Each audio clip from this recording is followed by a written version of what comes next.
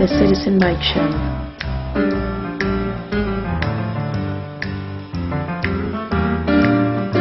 News. Commentary.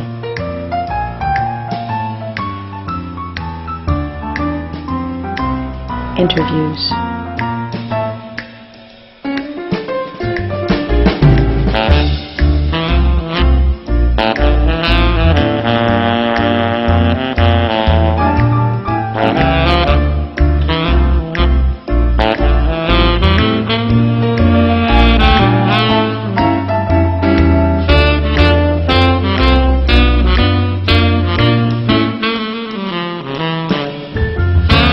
Citizen Mike Show starts now.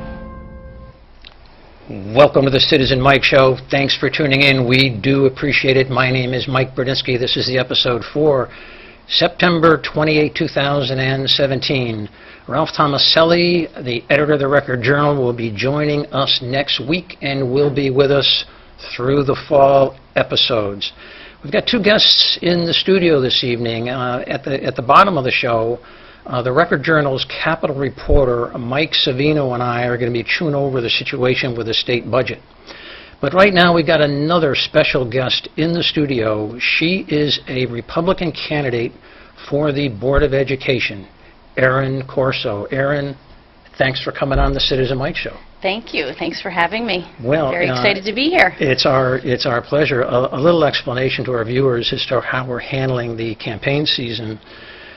We have invited all of the non-incumbent Board of Ed candidates to be on the Citizen Mike Show for brief interviews, and they're spread out over 4 different shows. We think, this sort of depends on how things go, but we think the conversations with the candidates will last about 10 minutes, give or take, and we're trying to allocate about the same amount of time for each candidate when they come on. In addition, my dear viewers, you should know that sort of in reaction as to how the candidate forums are handled at Town Hall, I've decided to change things from that format, which I never really liked. And so what I have done is crafted 3 questions for each of the candidates. I've emailed those questions to them well in advance. They each have had them probably for 2 weeks maybe or 10 days. They know the questions that are coming. They've had a chance to rehearse, prepare, research, whatever they want to do. And my thinking there is if you're elected to the Board of Ed or the Town Council, nothing should come as a surprise. So being in office isn't a test of your instant recall, how glib you are, how quick you are on your feet. Things appear on an agenda, and you have a chance to get your thoughts organized. So I thought it was better for everyone if the candidates had the chance to get their thoughts organized before I asked them the question. And here we go. That work for you? Works for me. All right. Let me introduce you to our viewers, and this comes from the little biography that you sent to me. You live on Juniper Street with your family. You've lived in Wallingford most of your life, you right? Sure have. You have a BA in English and a BS in middle level education from Eastern Connecticut State University, and you taught 7th and 8th grade in Windham and Wallingford. And you write after having children and earning my MS in school counseling from CCSU. You worked in college counseling at Choate Rosemary Hall, and currently you're a school counselor at Ansonia High School. Now, the school you taught at was Moran from about 2001 to about 2005. And a question we're going to ask you in a few minutes. You're married to Joe Corso, who is the principal of Lyman Hall High School. Okay, let's get to the questions that I have for you. Give you a chance to talk. I've been sort of going on and on. And I'm going to read the question exactly as I emailed it to you. And Sure. Let's see how we go. 13 people are running for the Board of Education. 9 will be elected. Why should voters make you one of their choices for the Board of Ed? What distinguishes you from the rest of the pack? What will your presence add to the group formed by the other 8 board members that will be elected. What do you say? Yes. So, as you mentioned, I've basically lived my whole life here in Wallingford. I began my career here in Wallingford. Joe and I moved out for a couple of years, and when our first child was born, Maggie, she's 10 now, she's out over at Rock Hill, we moved back to Wallingford because I love Wallingford. I love our town. I'm proud to be from Wallingford.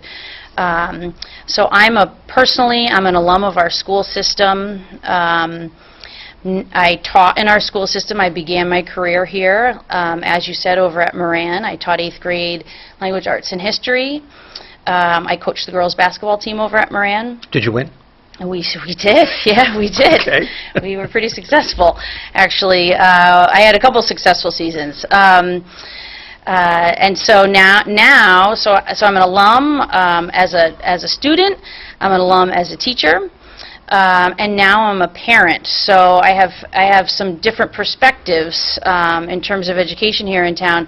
I also have a lot of experience professionally, both here in Wallingford, in public school, in private school, at the middle level, at the high school level. So I have a kind of a unique, diverse perspective when it comes to education. And I love education, obviously. It's my passion. I love Wallingford, and so my intention in running for the Board of Ed is to kind of give back to the system that I was raised in, and that raised me and that molded me. So. To the question, do you think that your background gives you an edge over some of the others that may be running for the Board of Ed? Is that why you're emphasizing that? I think my background and my education personally helps me, certainly in a run for Board of Ed. It's kind of, we joke, it's kind of our family business. Okay. We have a lot of teachers in the family. You know, when we sit around the dinner table, we often talk education. So I certainly have a lot of experience and a lot of knowledge on the topic. Sounds like it's in your DNA. That's my editorial comment. You don't have to. Good. Let's move on. Sure. Yeah. There is a question that is tailored just to you that I'm not asking of the other candidates, because you're in a bit of a unique situation, being married to a principal of a high school, and if elected, you'll be on the Board of Education overseeing the school system. So I want to read to you the question just as I emailed it Sure. to you. So I emailed you, I'll ask you about the pros and cons, if any, of being a board candidate who is married to the principal of a school in the district. We'll follow up to explore the issue with you. So that's the question. What are the pros and cons of being married to a high school principal in the Wallingford school system? Sure.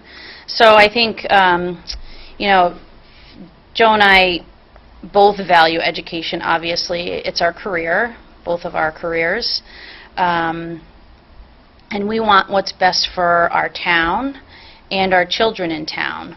So, you know, and that's something that we both want and we both strive for. He obviously can do it internally within the school system, and you know, I had considered a run for Board of Education for quite a while,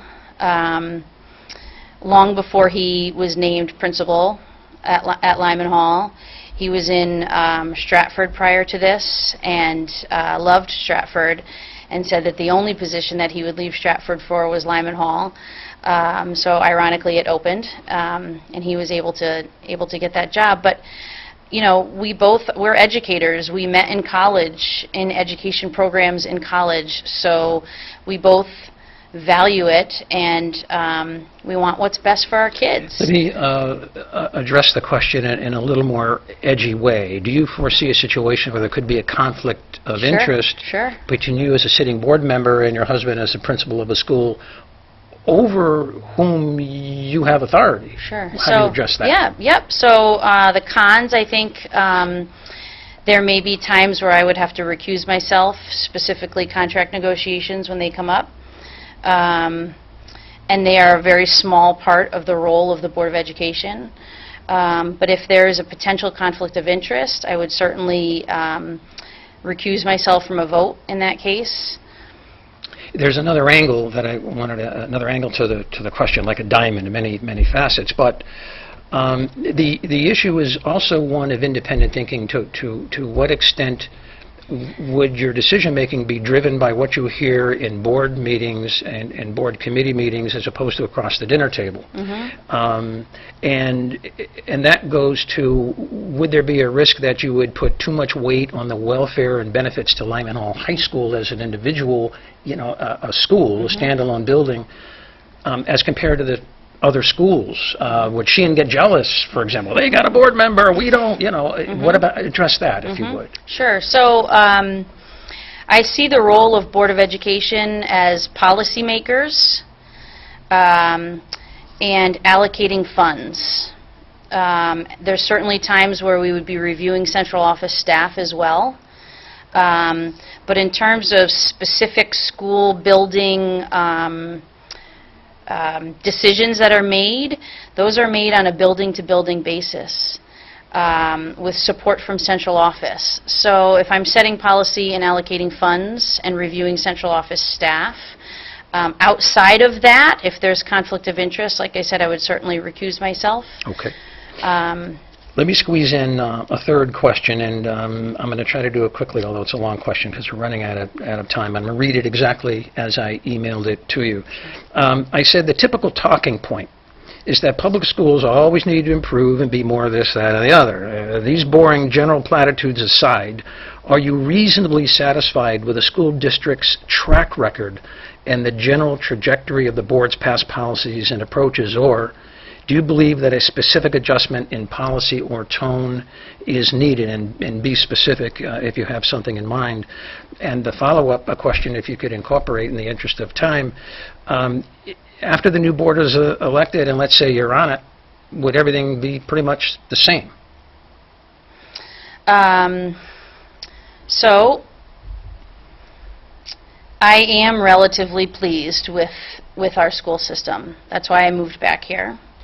I think we have some excellent teachers in our district. Do I think that there are things that we can do better? Absolutely. And I don't think any person in education should ever be satisfied with status quo. I think we should always be striving to do something, kind of self-reflect and see what we can do better. Well, that's the general statement, but is there anything specific that caught your attention, as you watch the development of Board of Ed issues that you say, if I was on the board, I'd do something a little differently? Has something like that come into your radar screen? Sure. I think there's certainly some things. I think we have a really large education budget. We're looking at over $100 million in budget. And that's represents 66-67% of our entire town budget, which is quite a bit. So that being said, we did something years ago, a couple of years back, which is one of the reasons why I decided to run, is we redistricted our schools, or restructured our school system, in the hopes that it was going to save some money. I'm not quite sure that happened. I'm not quite sure we know whether or not that was the case. So I think that there's quite a few initiatives that have occurred in our district, and I'd like to see some follow-up with them. So I hear you saying you may want to review those and see if they were as effective as the board thought at the time. Is that, I don't want to put words in your mouth, but that's kind of what I'm hearing? Yeah, I think that's really important. I think follow-up is certainly really important, especially considering how much money, we're spending on education. Let's make that the last word, because we have run out of time. Time flies, when you're having a good time. But I want to thank you for coming on the Citizen Mike Show. Great answers to the questions, and good luck on the campaign. Thank you. Thank you for having me. Thank you. We're going to be right back with Mike Savino, a quick break. It's budget season around town. We've been following it as carefully as we can. This, of course, is the budget at the state level. And who better to talk budget stuff with than Mike Savino, the Capitol reporter for the Record Journal. Mike, thanks for coming on the show. Thanks for I read having me. your stories all the time. They are great, and I was really happy that you could come into the studio and shed some darkness on what's happening in Hartford. Yeah, it's definitely a protracted budget season, Yeah. to say the least. First, a bit of a disclaimer for our viewers. We are producing this show on a Tuesday afternoon. This is going to be on WPAA Thursday at 9. So a lot can happen between the time we produce the show and the time it's for first broadcast. Eventually, the Citizen Mike Show, this episode is going to be up on YouTube. I'm not exactly sure of that date, but as you watch the show, keep in mind this was a Tuesday production. Mike, Tuesday, the 26th. You'll be pretty safe that there probably won't be a budget in place. Why do you say that? Bring us up to date. Well, they had a meeting today. Okay. Governor Malloy met with the leaders of both parties, of all four caucuses, just to sort of try to find some common ground. I'm sure as your viewers are aware, the legislature approved the Republican budget back on September 15th, but the governor continues to say he'll veto it. As of this afternoon, he still hadn't received it, but he stood by his pledge that he will veto it when he gets it. I want to stop you there because this is confusing to me. Why hasn't he got it yet? It's a processing thing. It's just sort of more technical insider politics, but basically it has to get transmitted to the Secretary of the State's office. From there it gets to the governor's office. There's some ways that they can speed that up, but they didn't do that with this budget, in part because the governor said before he even got it, even before the House voted on it a couple weeks ago, that he would veto it. So I guess from that standpoint, perhaps there wasn't a rush to get it to him. Do you get a whiff of slow walk in this? That could be part of it. Certainly it leaves the budget out there as sort of a negotiating standpoint. But since the governor's been so open about his pledge to veto it, I don't know that the slow walk makes that much of a difference in the process. And then when he finally gets it, are you and the press notified instantly that, okay, it's been dropped on his desk, and then the clock for vetoing starts? From what they've said, yeah, I mean, and there's obviously ways for us to check in and know when it gets to his desk, but he has said that, pretty quickly once he gets it, they'll have a veto message out as soon as the veto message is ready. He knows the bolts of why he's vetoing it, so it'll happen pretty quickly. Okay. So I interrupted you. So pick it up again from today. Sure, yeah. Where do we stand? So, I mean, we're basically where we've been since the vote. Perhaps we don't know the details of the talk, so perhaps they're making progress. They continue to talk about why their budgets are different. Senator Len Fasano of North Haven, represents Wallingford, said last week that a lot of this, there's common ground, and they just sort of get to different solutions on dealing with problems that they agree need to be addressed. So that's where talks are, but there's certainly still some real significant policy differences that stand in the way of them trying to get to a bipartisan compromise. Yeah, so I mean, I know you're not in the room. These are very secretive talks, I gather, but I think everyone is wondering, okay, this is September 26th, so the four of you got together, or and the governor and the staff and got together. Big screaming deal. You don't get any credit for that. This should have happened back in January, February, March. What's your take on why they haven't made substantive progress? Well, I think there's a couple of factors. One of them just being the sheer numbers in the legislature this year. I mean, the Senate is tied, which is something nobody has seen in over 100 years. So that in and of itself makes getting a budget through the Senate difficult unless you can have a bipartisan compromise. Because the flip side is the Democrats would need all 18 of their members, which they didn't have, to get the budget to the governor. And then in the House, they can only have 4 members, or 3 members rather, vote against their budget and still get it passed. So it's a tight margin. Yeah. At the same time, there are these major differences. There's talk of perhaps compromising on some things, like how much higher ed gets cut. That's a figure thing. But there are some serious policy differences, like the Republican proposal on pensions that stand in the way of trying to get to a bipartisan compromise. All right. I guess I guess so. My editorial comment I'm just going to throw in and change the subject on this slightly. It seems as if this budget is negotiated by just a few people, and the rank and file, Republicans and Democrats, rank and file members really don't have much of a say. And we've had conversations through the years with members of the state delegation. The leadership isn't as eager to admit that, but over the years, the rank and file is sort of, we learn what's in this budget almost as soon as the press does, and then their arms are twisted, and they're expected to vote for it or against it depending upon party affiliation. I don't like that, but is that factual background as I laid out? Yeah, I mean, you saw that play out on the 15th, and that's sort of, at least since I've been covering the legislature, how these things have worked. Yeah. But in the past, Democrats have had enough of a buffer where some of their members that they couldn't wrangle, they could tell them, you get a pass, you can vote against it, or so-called take a walk, and you don't have to vote, and they could still get their budget passed because they had enough of a majority. Yeah. The budgets also had a little bit of leeway to try to, here's a little something, and you vote for the budget. Yeah, a little candy. You don't have either of those this year. So you saw the process go right down to even the day before. They were still negotiating, still rewriting the budget. That's why there was a delay, that they had to vote on the 15th instead of the 14th when they wanted to. They had to come back because the budget was still being negotiated and had to be rewritten again overnight. So you're still, that's very much the process, and people are seeing what's in the budget as it's being written. And then if you don't go along with party leadership, you're threatened or punished, is from what I understand, but I don't have to comment on that if you don't want to. You had a story in the Record Journal on September 26th, that's today, and you with went a podcast, quick plug for the podcast. It was also on a podcast? There was some clips from the local leaders. Just get that plug in there. Oh, excellent. Okay.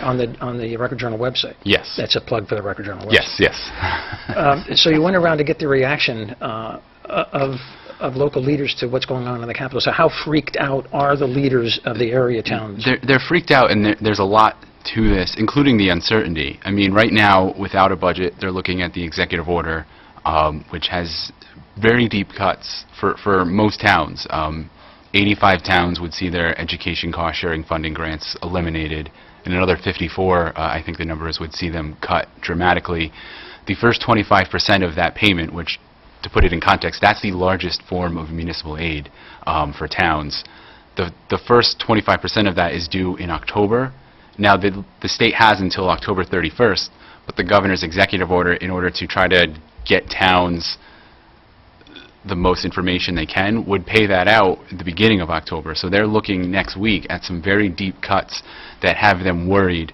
Towns like Meriden, in struggling school districts, their ECS is untouched, but they're still facing cuts elsewhere. I mean, every single town is facing some level of cut. Locally, the towns aren't as bad off as Hartford or Scotland, in the sense that they can wait it out a little bit. They can wait a few weeks, maybe a month or two even, to see where the state goes. Yeah. But the executive order being sort of the baseline, they're all saying they can't absorb these cuts, and they have to make a decision soon because they're not going to burn through their reserve funds to try to buy time. So when I learned about Governor Malloy's cuts to municipal aid, I thought it was pretty much a bluff, a bludgeon to beat over the heads, to beat the opposition over the heads, and I never took it seriously. I never really believed that he would implement these draconian cuts to the various cities in town. But that's just me. What are your thoughts? Well, the executive order, he has said even he doesn't like it. His thought process in the executive order is there's a number of elements. One of them being he has proposed changing the way we do municipal aid, and part of that is prioritizing struggling towns. So that does account for some of the way the municipal aid is getting shifted. But he's also said that we're facing a $3.5 billion deficit over the biennium. He doesn't want to add to that. Some of the revenue streams that we had last year expired without a budget for this year. So he's dealing with less money than he had even at the end of last fiscal year, at the end of June. So all of that is a factor in the cuts to the degree that they are in the executive order. Certainly nobody likes it. Lawmakers from both sides have expressed a desire to avoid it, but even the governor has said, I don't like my own executive order. Yeah. About a month ago, you interviewed the governor on the Record Journal blog site, or whatever you call it, I guess. I listened to 90% of that. I don't know what happened to the other 10%. I don't know. But just review again, without repeating, the points that you've covered, what you learned from that interview with the governor, and just fill in some blanks there. Sure. So. What the takeaway is just that there's a lot of things that he's looking for in this budget policy-wise, a lot of shifts in the way we do our budgeting. First and foremost being municipal aid. He has said time and again, and he said it repeatedly in this edition of my podcast, that other aspects of government, state government, social services, and the funding they get from the state, those have been sacrificed tremendously just to hold towns harmless. The example he gives is the state government has shrunk its workforce by 12%. He challenges towns to show that they're doing the same. So he feels that towns, for example, with healthy reserve funds are doing this on the backs of other forms of state government. Obviously, towns would disagree with that because they would say that not doing so results in property tax increases. But that's the big thing. But there's also, he doesn't want to undo the pension reforms that he's had. He, to the best that he can, doesn't want to undo his transportation initiative. There's some major policy initiatives that he's trying to either change or protect, while at the same time getting a balanced budget. Yeah, I listened to that podcast that you had with him about a month ago, and I came away with a couple of thoughts. And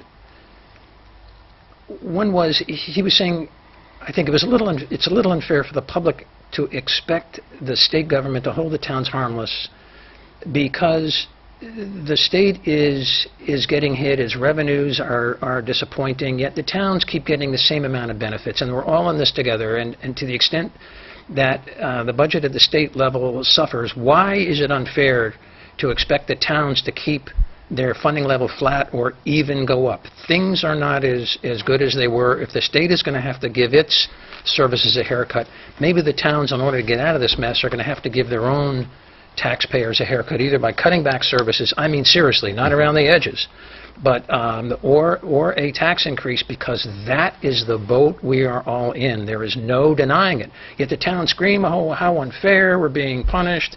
But I think Dan Malloy has a degree of seriousness and merit to his argument that I'm not really seeing on either side of the aisle. And if I could jump in, just to present the other side, I mean, not to pick sides, but because I also I had a similar conversation on the other side with the Connecticut Conference of Municipalities, and their contention is really a couple of things. First, again, being that for all the talk of taxes at the state level, the property tax is actually more regressive than because it has no regard for ability to pay. It's based all on a house that you own, even if you inherited it. So you have a situation of elderly people, for example, living in homes that are being taxed based on their value, even though they're on limited income. So their concern is the property tax, which is their only form of revenue. Two, they point to all the unfunded mandates that they routinely try to undo, and their contention is that if you're going to do these mandates, it's not unfair. It's unfair, rather, to then cut our funding. You can't tell us what to do, especially things that are going to cost us money, and then turn around and not fund them. That's been a regular complaint, but at least municipal aid has been held harmless. So if you start cutting that as well, they'll look at that as really putting them in a bind. And hence the impasse on September 26th. That is a major part of the impasse. 2017. Municipal aid. It's tough for these lawmakers to go home to their districts and sell those cuts. No one wants to give. I want to change the subject on you a little bit and try to cherry pick some sentences out of a couple of articles that I came across in researching for the show and preparing for the show. And what I'm trying to do, I think, is to give a peek at the seriousness of the problem, how intractable it is, and how no solution so far has really solved this. To start, I'm going to go to an article written by Keith Phaneuf, who writes for the Connecticut Mirror. He specializes in tax and budgetary matters for the Connecticut Mirror, which is what, an independent news service, right? Is that It's an online news service. Yeah, Yeah. they're owned by they're run rather by a foundation, and then they get syndicated by a lot of local Yeah. papers, including the Record Journal. So Keith, I'm going to call him Keith from now on, has been at this for a long, long time. Recognized as an independent expert on state financial matters, has an active speaking engagement calendar. Actually, we tried to invite him on the show, but he's booked up till who knows when. But I did find some stuff that I wanted to share with you on the issue of deficits. The legislature's nonpartisan Office of Fiscal Analysis says the two-year budget crafted by the Republican legislatures and passed in the House and Senate last week would balance the budget this fiscal year, wiping out a $3.5 million deficit in the process. However, the same plan, unless adjusted, between 2000 would run a $3.31 billion in the red. This plan, unless adjusted, would run $3.31 billion in the red between 2019 and 2021. And it actually gets bigger than that. They forecasted for even 2022, and you could certainly debate the merits of how much weight to put 3-4 years out. Yep. But it would actually $6 billion over that time span because the deficit continues to grow. I want to get the next sentence in because it deals with the Democratic budget, and the alternative budget developed by Governor Daniel Malloy and Democratic legislative leadership would fare even worse, with a potential shortfall over that same period of 3.58. They're substantially the same in that, I mean, the Democratic deficit's a little bit bigger, but 3.31 to 3.58 in that time frame. You're saying it gets even worse. It gets even worse, and same thing with the Democrats. It gets even worse, the following year out. The governor actually addressed the issue of deficits today, and it's a complaint he's made before, that these deficits are based on spending habits continuing and an expected rate of spending growth based on just sort of procedural formulas that he says is unfair, but obviously perhaps that gets to the point of it's going to require a change in our spending, and so the questions always become, why aren't we doing those now versus a couple years down the road when the deficits get even bigger? So if the focus is on deficits 2 years out, 3 years out, 4 years out, neither the Republican budget or the Democratic budget solves anything, folks. You pass the budget, either Republican plan or the Democratic plan, and you're still facing deficits in the billion-dollar range the next legislative cycle, the next budget cycle. So no one should think, oh, we passed this budget, we're out of the woods, now we can go back to a no-deficit sort of budgeting. No. The deficits under the Republican or Democratic plan, according to this reporting and your reporting, are there, they nag, they don't go away. Yeah? Right. Yeah. Absolutely. Okay. So why is this happening? Let me pull out a couple sentences and paragraphs. Continuing on with Keith's September 21, 2017 article. So why is this happening? He says that's in part because Connecticut still must deal with surging debt and retirement benefit costs, much of which stems from more than 7 decades of insufficient savings. This problem is projected to plague state finances through the mid-2030. There's more I want to read, but I just want to get my breath here because it sort of takes your breath away. What? And if I could jump in there, Yeah. I mean, the pensions in particular, I mean, back to Governor Malloy and his holdups on these budgets, one of them is, he wants to make sure that he feels the pensions are being fully funded.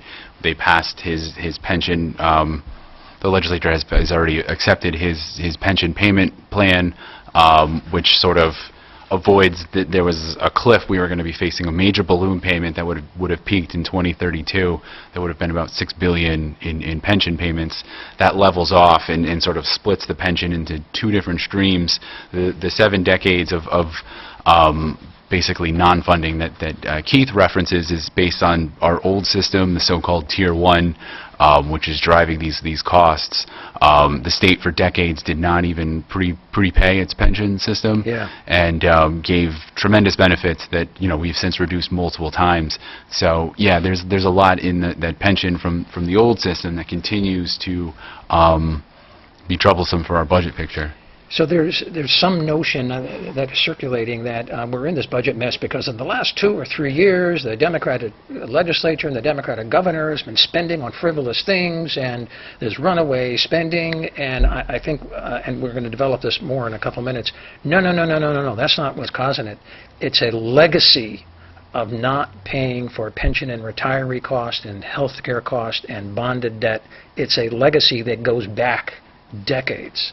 That's the larger point. You can argue around the margins about we shouldn't be spending on this, that, and the other, but those are so small potatoes compared to the billions of dollars of debt and obligations that have built up.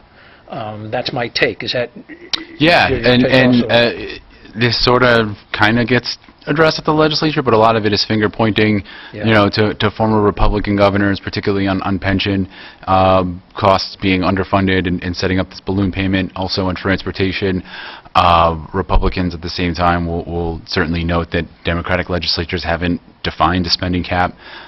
Even Democrats have acknowledged that the tax increases in 2011 and more particularly 2015, which were supposed to address these problems, have not. And obviously we continue to face these deficits. So there's a lot of finger pointing to various elements of this, but there's a lot that has led to this.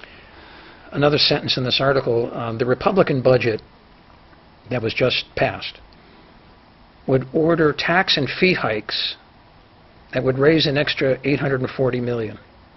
Wait a minute, let me go back. I thought I read in the paper again and again and again. I read in the Record Journal, the opinion page, from people that submit columns, that the Republican budget has no tax increases. That is my view. You don't have to weigh in. Spin and absolutely not true. Not true by every objective source that has looked into it. The Republican budget raises taxes and fees. Keith reports $840 million across this fiscal year and the next, compared to a Democratic plan that orders $1.53 billion in increases. Let me just go back over the math. Republicans raise $840 million, Democrats $1.53 billion. No one can say with any credibility our budget doesn't raise taxes and fees. Sure, and Democrats certainly were always talking about having taxes and fees for a while. It was the sales tax before they got rid of, away from that. On the Republican side, a big chunk of that is the hospital tax component that they took from the Democrats' plan after the Hospital Association said we back this because it will actually result in more funding back to the hospitals. But it sparks an interesting debate because we in the press corps have been trying to get lawmakers to talk about this a little bit, and that's sort of, you know, how do you define a tax increase versus how does the public define a tax increase? Because for some of the tax revenue that Republicans are looking at comes in from the earned income tax credit and reducing who's eligible for that, which I guess you could define as not being a tax increase because they're not increasing a tax rate, but certainly to the people who benefit from the earned income tax, it's going to be a tax increase because their liability is going to go up. So it just sparks this debate of what's a tax increase versus what's a quote-unquote policy change, but essentially is still a tax increase. And I'm going to suggest throughout our conversation today that that's sort of a petty argument, and I don't really care. I see billions and billions and billions of dollars of liabilities up ahead, and we've spent, 9 months or so in these petty arguments and finger-pointing, who's raising taxes more.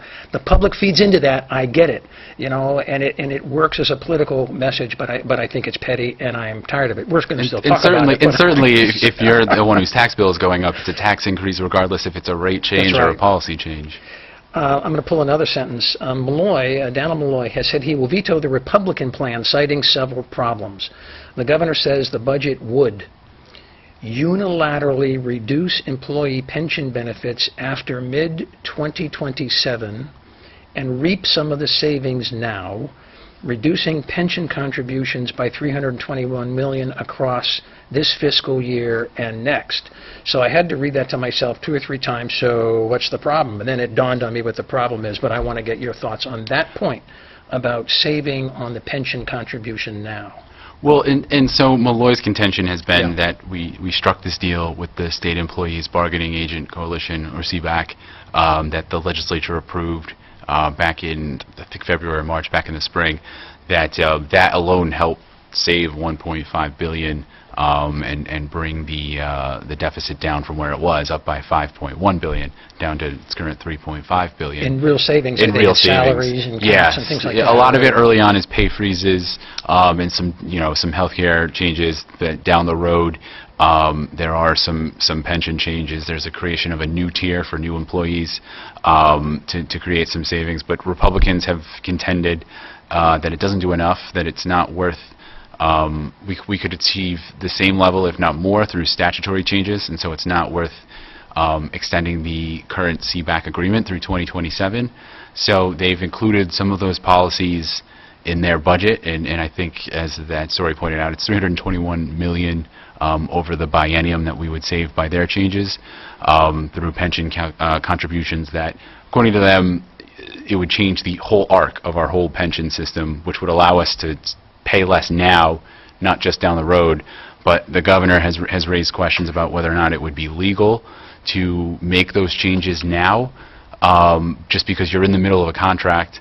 Republicans say it is legal because you're not changing the contract, you're changing things down the road. So there will be probably a legal battle. You can almost rest assured that the unions would challenge that. And then he's also questioned banking the savings of something that's not in effect until 10 years from now. Yeah, so I'm going to put this in my own words. Isn't that the definition of kicking the can down the road? The Republicans are pointing to, this is what's going to happen in the year 2027, 10 years out. This is what's going to happen. And we say, well, how do you know that? How do you know?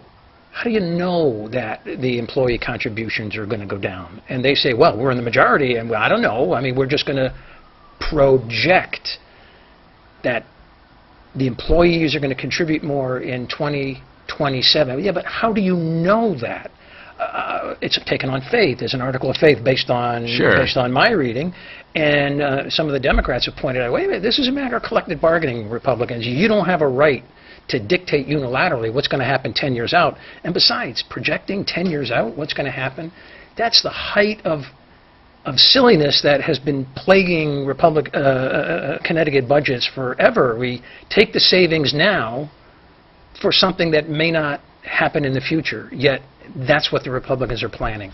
I put it in my words, but I just want your reaction to what I just said. And that's really been the debate for much of this session on how to deal with labor. I think the governor referred to it as Rowland economics, referring to John Rowland. Ooh, but Republicans' response is that they're making legislative changes in 2027, and if there's no contract that's actually in effect, they believe we can make these changes. That you're changing statute, it's similar to what other states do to their pensions. They do it through statute.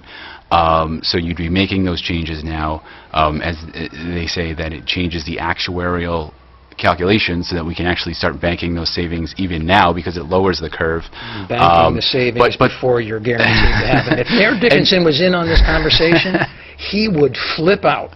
There's he also would go crazy. There is also the question of, you can make those changes now, but if you lose the majority and you have a majority that feels that those were unfair changes, that those should be collective bargained, you could undo them. I mean, there's 10 years of waiting for these to take effect. So getting back to this, a piece by Keith Malloy, that was his first point. Malloy objected to the Republican plan because in his view, it imposed excessive cuts on public colleges and universities. It cut income tax relief for the working poor by $150 million. That's the earned income tax credit, among other changes, but the big one being the earned income tax credit. So that's if you're paying it, that's a tax increase, $150 million tax increase. It would provide insufficient aid to Hartford to avert insolvency. I'm one that believes Hartford should go into bankruptcy, but right now I'm in the minority, I think. Yeah. But that is on the table, it's being discussed. So it is, even among Republicans, you'll see some who say maybe they should, but there are still plenty who feel that, it's embarrassing for the state. Right. I mean, you look at, as much as Detroit may have recovered from '08, I mean, that's still a stain on their record that, people don't want for Connecticut. Hartford has junk bonds already, so how much of a stain, I don't know. And that Republican budget directs the governor to achieve some $260 million more in savings. It's sort of like the suggestion box. Hey, governor, we don't quite have our budget balance, so just find 260 million somewhere, and we're happy with that. That seems to be what the Republicans are saying. They have to find savings by consolidating agencies and reducing this, that, and the other, and I don't know if there's any real math behind that. Dan Haar, Dan Haar, who is a columnist in the Hartford Courant, wrote on September 23 an opinion piece. It's an opinion piece. And the title of it is Fake Numbers Abound. I like the word fake. I mean, fake news, everything's fake these days. Fake numbers abound. So Dan Haar writes in part about how Connecticut has dithered and dathered, and time has gone on, and they don't have a budget. And then finally, the Republicans, pass theirs, and Malloy threatens to veto. And then this past week, what was everyone doing? And here he kicks in, what were these people doing all week? That's the legislators at the Capitol. What were these people doing all week? Plotting their eating strategies at the Big E? This is serious, folks, and the delay is a gift to the Republicans, who are growing more confident in winning control of the legislature and the governor's office in 2018. Both sides spent the week putting out false numbers, especially the Republicans, whose budget simply does not work under the rules of arithmetic. In several areas, even if we could all agree on the policy changes that the GOP plan represents, it would be impossible to realize those cuts in the 9 months left in fiscal 2018. Let me just go on for a minute. Not hard, impossible. For example, on this issue of taking the savings now for 10 years out, the employees allegedly contribute more. He says, well, there's going to be a lawsuit. There's going to be a lawsuit right away if that goes into if that's signed. And so that's going to be a legal fight in addition to a political fight. So don't count your chickens before the tax is collected. I'm mixing my metaphors. Here's another example. UConn can't realize $17 million by merging John Dempsey Hospital at UConn Health with another hospital in a matter of weeks. Pisano and Clarides are right that UConn Health is a money pit, and they're right that we need structural change, their phrase of the year. But the whole point of structural change is that it takes time. And Dan Haar goes on to give other examples how both sides are sort of exaggerating, spinning their side of the numbers, and putting out fake numbers. Your thoughts before I move on? We've been seeing that in a difficult position, and if I am, you just no, that's fine. Move on. We've been seeing, that's another one that we've been seeing, all Yeah. session. And the governor, until recently, has been complaining that every budget option that's been presented other than his has been plagued with fake numbers. I mean, he said the same thing of Democratic budgets until he struck this deal with them earlier this month. I mean, they would propose, for example, marijuana revenue, and I think everyone was questioning how they got to that. Smoke away. Smoke away. They tried to point to Colorado's revenues, but certainly I don't know that we can say that we're going to see the level of revenues that Colorado would see from marijuana sales. I'm going to move on to another very important article that Keith wrote back in January 2017. And it sort of sets the table it sets the context for what's going on now. And it's entitled Legacy of Debt, first in a series, Connecticut Standing on Its Own Fiscal Cliff. We got about 10 minutes left, and there's more than 10 minutes worth of material, but I at least want to introduce this for maybe another show at another time, because I think it's so important to understand what's going on. And Keith writes, Connecticut stands on the cusp of an unprecedented fiscal crisis. Simply, the bill is coming due in ever-increasing amounts for the 80-year failure of one of the richest states in the nation to adequately save for retirement benefits promised to teachers and state employees.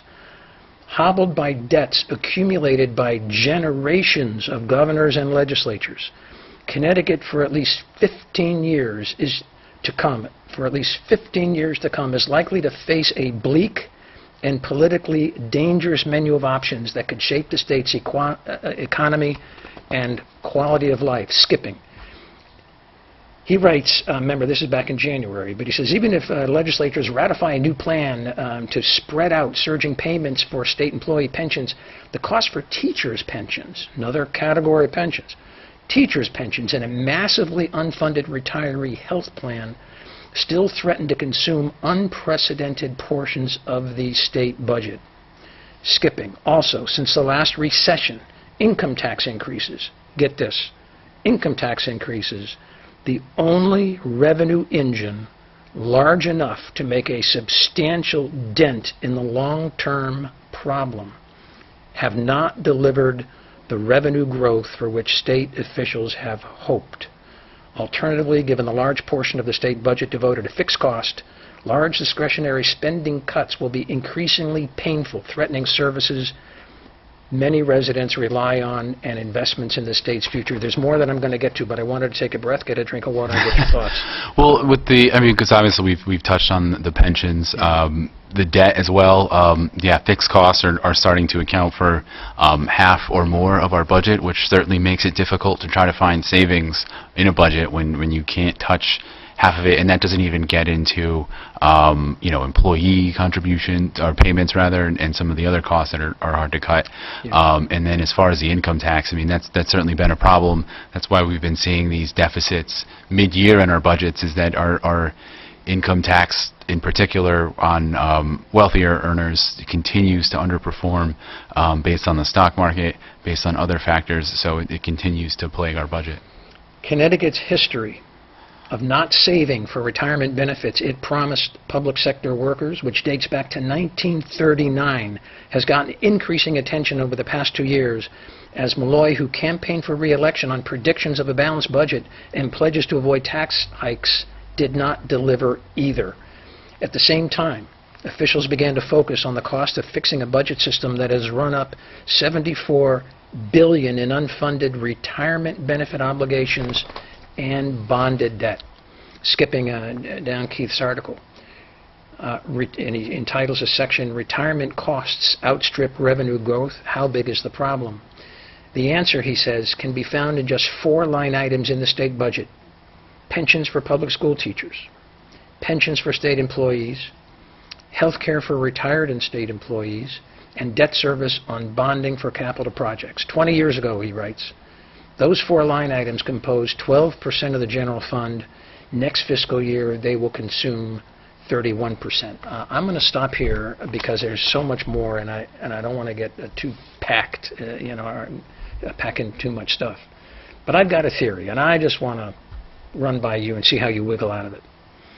I think one reason why Kevin Limbo didn't run for governor is that he has a very good understanding of the hole that Connecticut is in, and by golly, he wasn't going to jump into it and promise a solution. He was too smart to run for governor this time around. And I think Len Fasano, the same thing. Len has been on the show, and not recently, but we asked him, are we going to run for governor one day, and he's very coy at that particular time, and he announced, I think, over the summer that he wasn't running. But I think he's a very canny politician, and he has a good sense of timing. I think both of those guys do. And my opinion is neither one want to run for governor because it's an impossible job and will be for the next 2, 4, 6, 8 years. Your thoughts? My thoughts, basically, that I'm assuming that's at least part of the rationale for anybody at that level, particularly anybody who's involved already and sees the numbers. Yeah. That's at least part of the rationale for not wanting to take on that job. Yeah. All right. What's happening in the Record Journal these days? Is everyone happy? Is Ralph asking about the Citizen Mike show constantly and looking forward to get back next year? Yeah, I think he's definitely looking forward to get back. We were talking about it a little bit today, and yeah, he's looking forward to get back in and talking some politics. Yeah, we got a lot of local issues that happened over this. Not a lot, but we got some interesting local issues that I want to chat about. There's one video I prepared of a council meeting that happened back in June. I want to show that and go on one of my rants that I do. And we're going to continue on with our Board of Ed interviews. And so after the 3rd week of October, every non-incumbent Board of Ed candidate will be interviewed. So we want to thank Erin Corso for coming on the show. She was the first interview. And Mike, thank you. Thank you. Coming on the Citizen Mike show. Hopefully we'll see you back. Hopefully. Yeah, because there's postmortems.